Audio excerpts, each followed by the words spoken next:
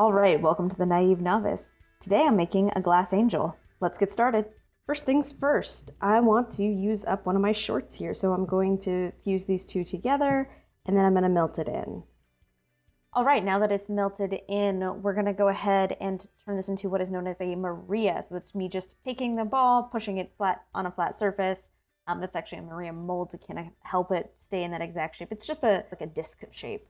So at this point, I'm putting frit on it, and frit is just a bunch of little tiny pieces of glass.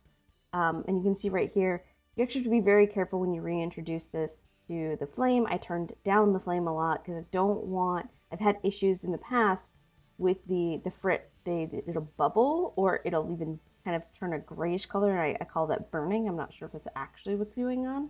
My strategy is to kind of just melt in the frit until it becomes like level with everything else, and that way I can turn up the heat a little bit and point it less at the individual pieces of frit.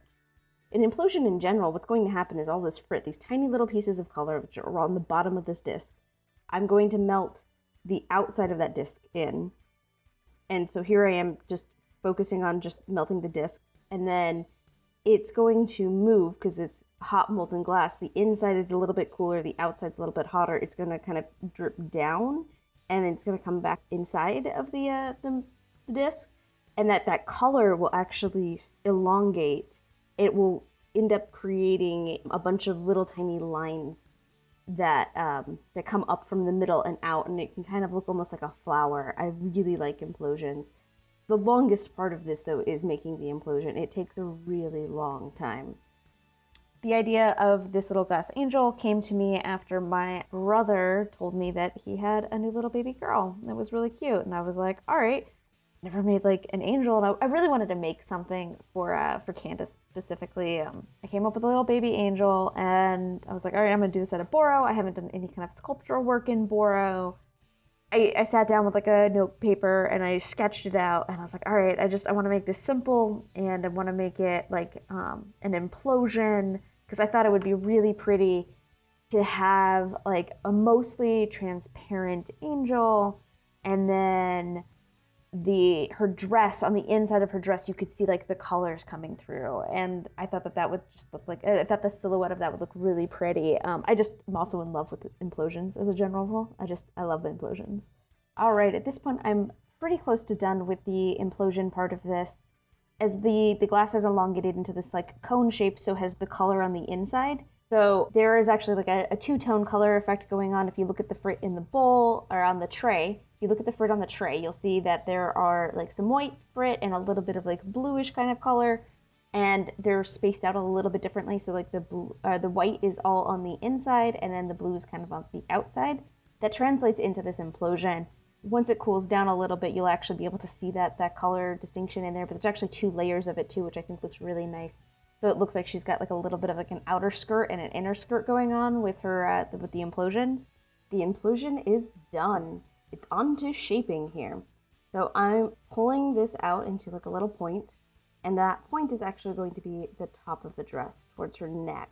That way the dress comes down. It's got like the little, what would normally in an implosion be like petals, kind of a flower look. On this one is going to be like frills of the skirt. The placement of the implosion isn't centered. I'm going to go ahead and add a little bit more of this transparent color. I don't know if this is going to come across on the camera or not, but the color is actually a very light, transparent purple, but the camera is using a purple lens to help block out, I think it's called a sodium flare. Like if I didn't have that filter on, it would be much harder to see into the flame at all. That lens is actually known as titanium, and when I am working with glass, I'm actually wearing the same shades as the camera. And in fact, working with Boro, I have a welding shield level 3. It just gets so bright on top of needing to block out the sodium flare. So the camera only has the titanium lenses on it, which is why it's actually kind of hard to see into the flame. It just gets so white and so bright that it's just, that's it. The next thing I'm working on is making her head, and her head is just going to be a simple marble. At this point, I am trying to determine what to do with like my 3/4 marble, which is on the end of my one glass rod, and my the dress here. Like I know I want to connect them, but do I want to connect them and then try to finish off the marble? Do I make like an actual marble and then connect it because then it'll be perfectly round? And I'm struggling with this a little bit, going back and forth. Like I'm making it up kind of as I go along, and finally I decide I am going to just make a marble the way I know how to make a marble, and I think it'll be easiest if it's not a part of the dress, and I have no way of screwing up that really nice taper going up to the top of her neck. So I took a third rod, and I'm making this work, man. I got all the things going on here. I am going to connect the marble to that new third rod. The third rod is known as a punty in this case. There's a hot punty and a cold steel punty. They're both steels, I think. And in this particular case, I did a hot punty. It's just easier for me not to have to worry about dropping the marble right now, and then I can work on like a colder one later.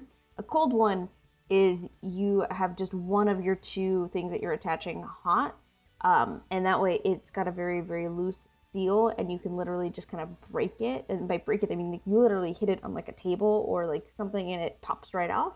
It's really nice for finishing off a particular piece.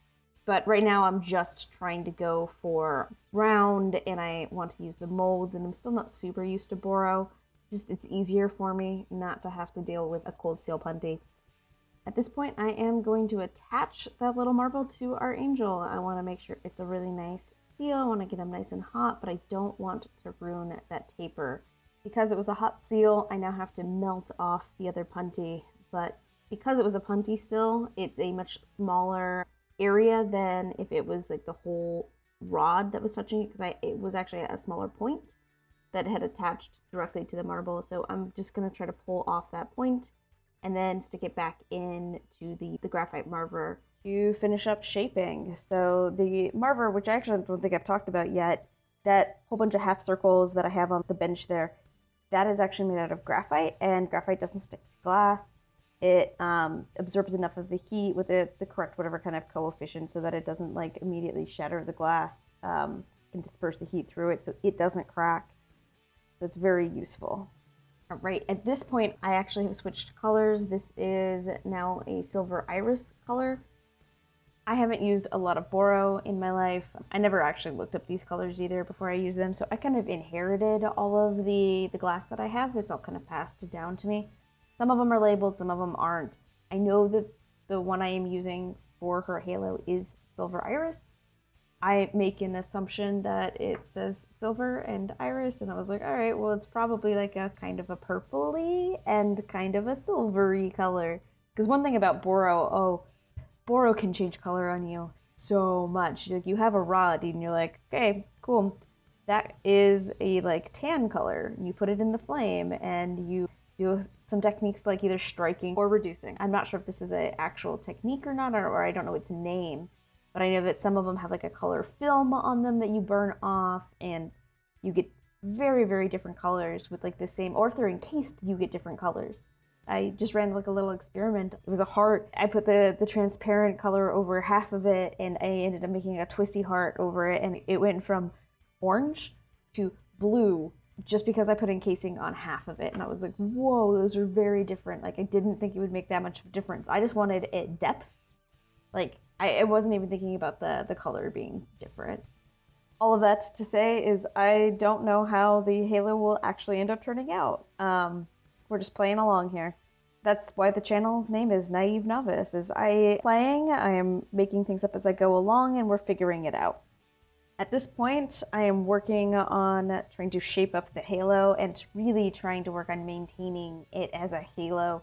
I have to get the coil of Boro that I have and melt it without it collapsing on itself. I know if you get glass too hot, it's very likely to just kind of fold in on itself, and I don't want to remake the halo. It went so well the first time. I'm like, please, like let's just do this.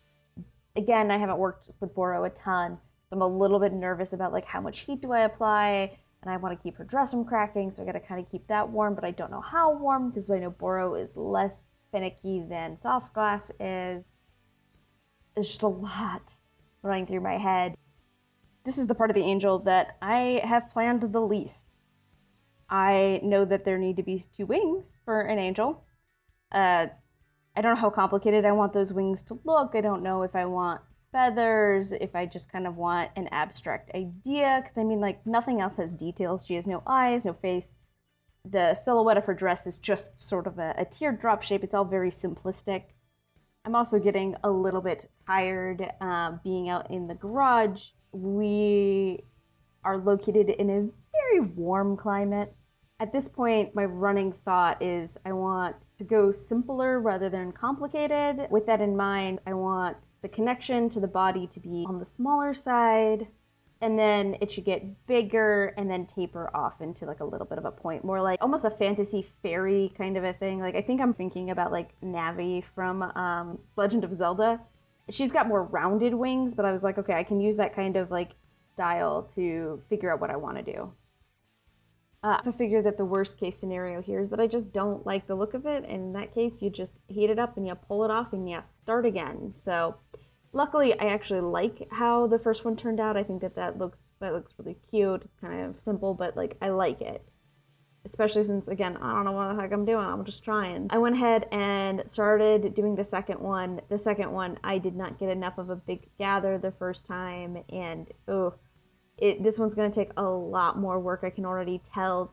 I'm going to have to kind of layer it on and then melt it in and get like the right shape. It's going to be fun. All right, well, as time goes on, it's collapsing in on itself. Super fun. Actually, it's not going to be that big of a deal. I just have to pull it out again and probably pulled too much of that off. And now I get to kind of go back to almost square one and add some more, because that's not a very pretty wing. It's just a little bit of a skeleton-y, falling apart, crumpled wing. This angel cannot fly as it currently stands. We need to try again. We will rebuild, though. It'll be fine. That is one of the nice things about working with glass in general, is just doesn't work out the first time. Odds are you can just rebuild. Fine, take it off, try again. So with this one, I'm a little bit unhappy. It's pretty even throughout the whole wing, and if you look at the other one as a comparison, I have it fatter. It goes skinnier right up against the body, and then more of a rounded shape, and then it tapers off. This one, it was even throughout the entire thing, so I'm actually trying to ball it up, trying to get a bit of that sphere closer to the body, and then pull it out where I end up with just like that little bit of a taper. But every time I pulled it out, I'm pulling it out evenly, and I don't want to. I just want to pull a tiny bit of it. I think I probably need to get it hotter to be able to just take the tiny tip of it off and leave like the rest of it there. So get just what I want hotter, leave the rest of it kind of a bit cooler. It'll maintain the shape a little bit better. Learning! I'll do that. I'll learn. Probably. Success! The wings look at least good enough to me, and we're going to move on to the next stage. So at this point, I am going to take another rod. I am going to punty it to her dress. As long as it's the same color, it's not really going to show up anywhere else. I'm taking off the bottom. When I do this, there's a couple of things that have been bugging me for a while. There's a couple of bubbles that are in her dress, but they're really actually close to the surface, which is not going to be too big of a deal. I don't know how well this is going to come across on the camera, but all I need to do is concentrate the heat on it for long enough. The heat will expand the bubble and it'll bring it to the surface, and as soon as it hits the surface, there'll be enough tension that it will pop eventually. And then you just have to keep heating it a little bit more to get the other glass to flow into that area, and it'll fill that gap in. So I got lucky with it being kind of a very close to the surface. If it's deeper, you have to kind of dig it in and grab it out, but I didn't have to do that, thank God, because also when you have like designs and stuff going on, it can get really hard to pull bubbles out without disrupting a design, and especially in a entirely clear design like this one, those bubbles, oof, no, not so good. Okay, we are at the final stage. I had to sit here and decide, like, I made this without really thinking it through, I'm gonna be honest. I was like, I wanted to make a glass angel, and that's as far as I went. I didn't have an idea of how big or small of an angel it was going to be. Yeah, I didn't know if I wanted it to be something that sat on somebody's, like, desk or like on a dresser or like a counter, like a nice little like maybe paperweight kind of thing, or if it was like a pendant. I ended up with a thing that's about the worst of both worlds. Like it's not quite big enough to be a paperweight. It's a really big pendant though. Like it's probably going on like 3 inches tall by like 2 inches wide. It's a big thing. In the end, I decided to go ahead and put on a bail, which is the part where the string actually goes through for a pendant. So it's going to have a loop for a pendant, which was also kind of awkward because, again, I didn't think this through. It was like, where am I going to put this bail? Like, how is this going to hang? And what? I ended up doing it right between her two wings. I was a little bit afraid of accidentally like melting her wings in, or the halo was the one that I was probably the most cautious about. Just don't hit the halo. Don't bust that. It's done. It looks great. Let's just do it. One of the other things that I was really worried about with the bail is that it gets a little soupy if you heat it too hot, and I didn't want it to collapse onto one of the wings. I was like, I need you to be your own structure. You need to not touch the wings. That is key here. Do you understand me? At this point of the video, my camera, well, it died. Totally just 100% dead, and I was basically done at this point. Unfortunately, didn't make it. I was doing this at like 11 p.m. at night, and I dropped the angel on the way to the kiln, so it shattered on the floor. So yeah, I guess if you guys liked this, let me know. Also, let me know if you have any ideas of things I should make out of glass, and maybe it'll happen. No promises though.